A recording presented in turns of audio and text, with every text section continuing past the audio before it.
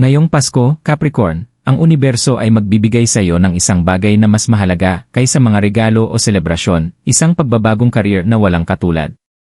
Matapos ang mga taon ng pagsusumikap at pasensya, ang mga bituin ay nag-ayon, at ang matagal mong hinihintay na tagumpay ay malapit ng mata mo. Isipin mo ang isang sandali kung kailan ang lahat ng pinaghirapan mo ay magtatagpo, at isang pagkakataon ang magbabago sa landas ng iyong karera. Habang ang mahika ng Pasko ay sumasakop sa paligid, maghanda para sa isang biyaya ng Pasko na magbabago ng iyong profesional na buhay at magbubukas ng mga pinto na hindi mo inisip na magiging posible. Capricorn, sa mga nakaraang buwan, nanatili kang matatag sa harap ng mga hamon, hindi kailanman nagatubili sa iyong dedikasyon at pagpapakumbaba. Nagtrabaho ka ng walang pagod, madalas na isinusumpa ang personal na oras at lakas upang maabot ang mga tagumpay na matagal mong pinapangarap. Ngunit, sa kabila ng lahat ng iyong pagsisikap, ang breakthrough na inaasahan mo ay tila malayo pa. Ngunit ngayong Pasko, ang universo ay nagpapadala ng isang makapangyarihang mensahe, dumating na ang iyong oras. Hindi lang ito isang karaniwang panahon ng Pasko, ito ang simula ng bagong kabanata sa iyong karera. Habang ang mga bituin ay nag-aayon, ang lahat ng pinaghirapan mo ay magkakaroon ng kaganapan sa isang paraan na para bang mahika. Ang biyaya ng Pasko ay hindi lang isang regalo, ito ay isang makapangyarihang enerhiya na maggagabay sa iyo patungo sa tagumpay na matagal mong pinagsikapan. Maghanda ka, Capricorn. Ang iyong profesional na paglalakbay ay malapit ng magbago ng kamangha-mangha. Ang panahon ng paghihintay. Para kay Capricorn, ang pasensya ay hindi naging madaling bertud na isabuhay. Kilala ka sa iyong sipag, sa hindi matitinag na dedikasyon sa iyong mga layunin, at sa iyong determinasyon na umakyat sa hagdang-hagdang tagumpay, anuman ang tagal ng panahon. Ngunit kamakailan, ang pag-akyat ay tila naging isang mahirap na laban. Sa kabila ng mahabang oras ng trabaho, mga sakripisyo, at mga sandaling puno ng pagdududa, tila mabagal ang progreso. Nagtanong ka kung ang iyong mga pagsisikap ay talagang nagdadala ng resulta, nag-iisip kung ang mga gantimpala ay aabot sa halaga ng oras at lakas na iyong ibinuhos sa iyong trabaho. Bawat araw ay may kasamang pakiramdam ng pananabik, ngunit ang breakthrough ay palaging parang abot langit na pangarap. Ang karera na pinapangarap mo ay tila isang malayong bituin, laging nakikita ngunit hindi matamo. Nagdaan ka ng mga hindi mabilang na gabing walang tulog na nagplano, nagsikap, at nag-push sa sarili, umaasang balang araw, ang universo ay mag-aayon sa iyong pabor. Dumating ang mga holiday na may panandaliang pakiramdam ng katahimikan, ngunit sa ilalim ng kasiyahan, ang hindi tiyak na pakiramdam ay nanatili. Hindi mo matanggal ang pakiramdam na may mangyayaring pagbabago, ngunit hindi mo alam kung kailan o paano. Nasanay ka ng maghintay kaya't ang ideya ng biglaang pagbabago ay tila kakaiba sa iyo. Ngunit Capricorn, ang hindi mo alam ay ang panahon ng paghihintay ay hindi kailanman naging walang kabuluhan. Lahat ng panahong ito, ang universo ay inihahanda ka para sa isang bagay na mas malaki pa kaysa sa iyong inaasahan. Habang papalapit ang Pasko, ang lahat ng iyong pinaghintay-hintay ay nagsisimula ng magbukas, handang ipakita ang sarili sa pinaka-hindi inaasahang paraan. Ang biyaya ng Pasko. Habang unti-unting sumasapit ang panahon ng Pasko, Capricorn, nagsisimula ng mangyari ang isang malalim na pagbabago. Parang ang universo mismo ang nag-a-clear ng daan para sa iyo, pinapayagan ang mga biyaya na matagal nang naghintay na pumasok sa iyong buhay. Ang iyong mararanasan ay hindi lamang isang karaniwang regalo sa holiday, ito ay isang pagbabagong magbabago sa takbo ng iyong karera magpakailanman. Ang sandaling ito, Capricorn, ay walang iba kundi isang kosmikong biyaya. Ang enerhiya ng Pasko, na karaniwang panahon ng pagsasama ng pamilya at kasiyahan, ay may mas malalim na kahulugan ngayong taon. Para sa iyo, ito ay isang oras kung saan ang lahat ng iyong pagsusumikap, ang mga gabing walang tulog, ang mga sakripisyo, ay sa wakas magbabayad ng mga bunga. Inihanda na ng universo ang sandaling ito para sa iyo. Ang mga bituin ay nag-ayon, at ngayon ang biyaya ng Pasko ay nakatakdang magbukas sa iyong karera. Maaaring hindi mo ito inaasahan, ngunit ito ang sandaling hinihintay mo. Sa mga linggo bago ang holiday, maaaring nakaramdam ka ng pagkabagot, isang pagnanasa para sa mas higit pa. Ang mga trabaho na iyong ginawa ay may kahulugan, ngunit hindi ito nagbigay sa iyo ng kasiyahan na iyong hinahanap. Ito ay paraan ng universo upang sabihin sa iyo na oras na para sa isang breakthrough. Ang biyaya ng Pasko na ito ay hindi lamang tungkol sa mga nagawa mong trabaho, ito ay tungkol sa potensyal na hindi mo pa lubos na niyayakap. Isipin mo ito, gabi ng Pasko, at habang ikaw ay tahimik na nagmumuni-muni, marahil iniisip ang mga nangyari sa nakaraang taon, makakatanggap ka ng isang hindi inaasahang tawag, email, o pagkakataon na hindi mo inisip na darating.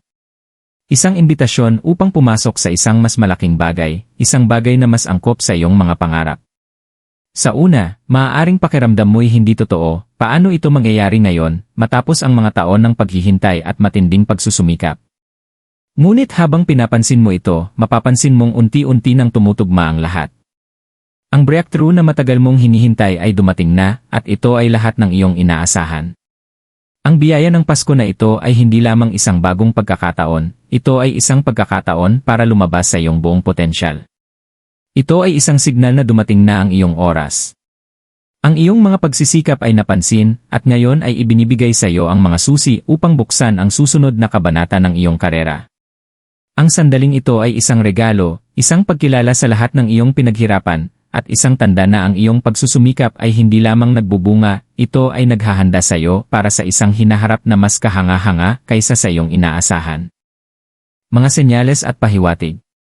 Capricorn, habang papalapit ka sa huling bahagi ng iyong paglalakbay patungo sa isang pagkakataon na magbabago ng iyong buhay, ang universo ay nagsisimula ng magpadala ng mga senyales. Mga maliliit na nudges at mensahe na nagpapatibay na ang mga pagbabago ay paparating na.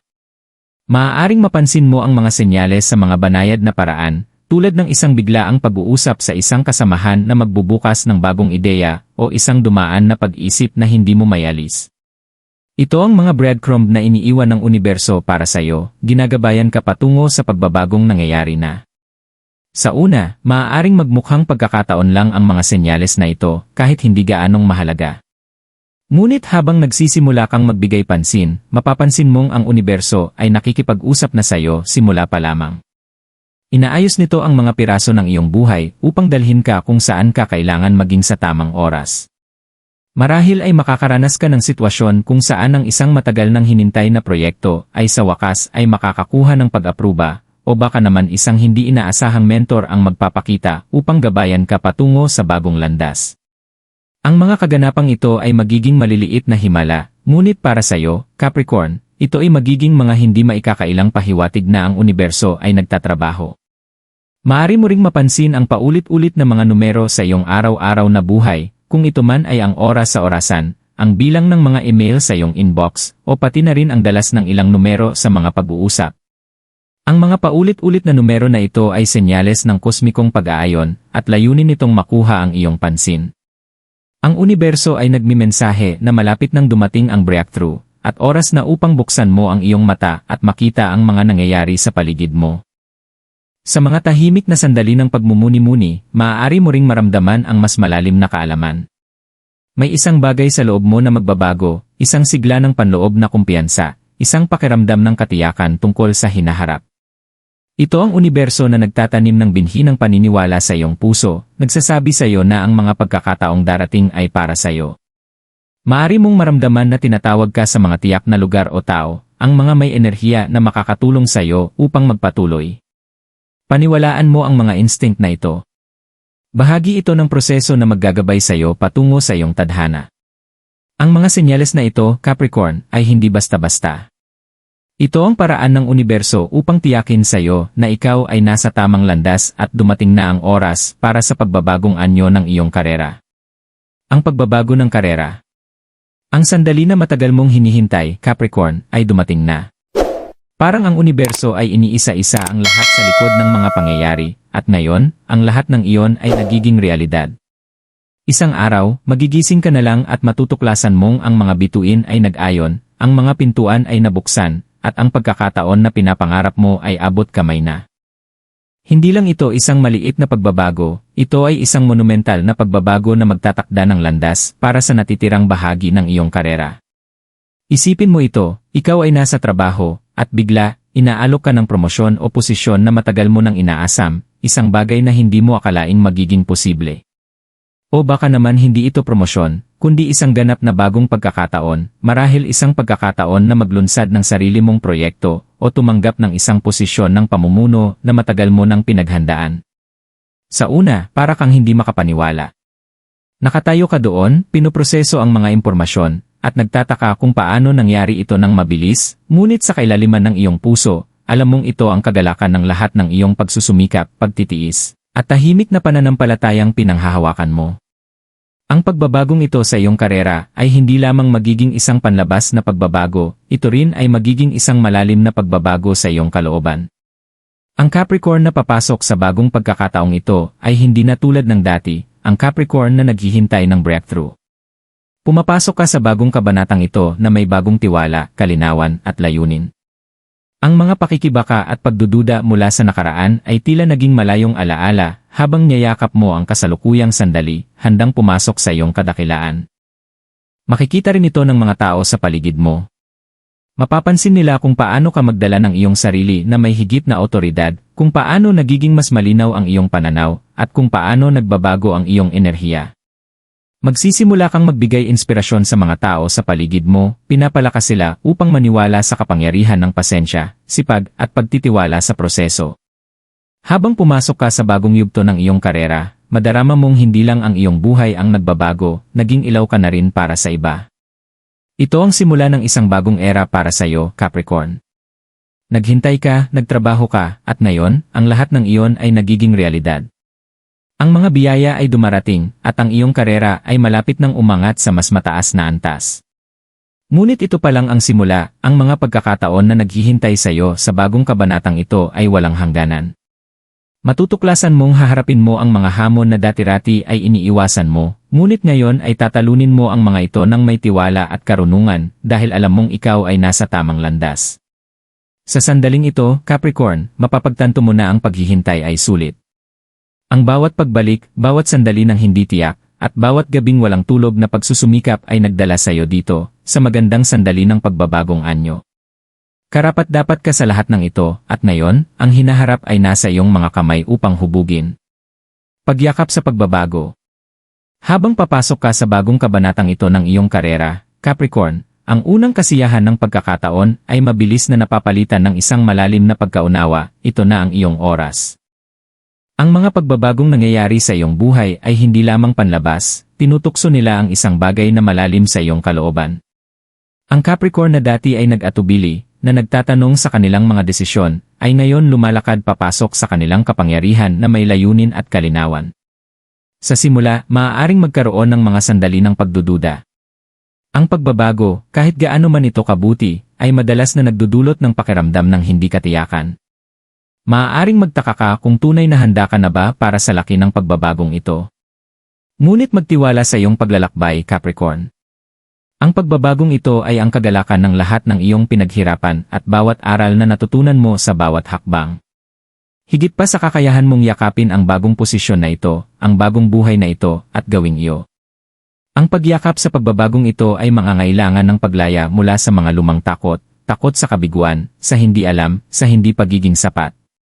Ngunit habang tinatanggap mo ang mga hamon ng bagong kabanatang ito, mapapansin mong ang mga takot na iyon ay hindi kailanman nilalayong pigilan ka.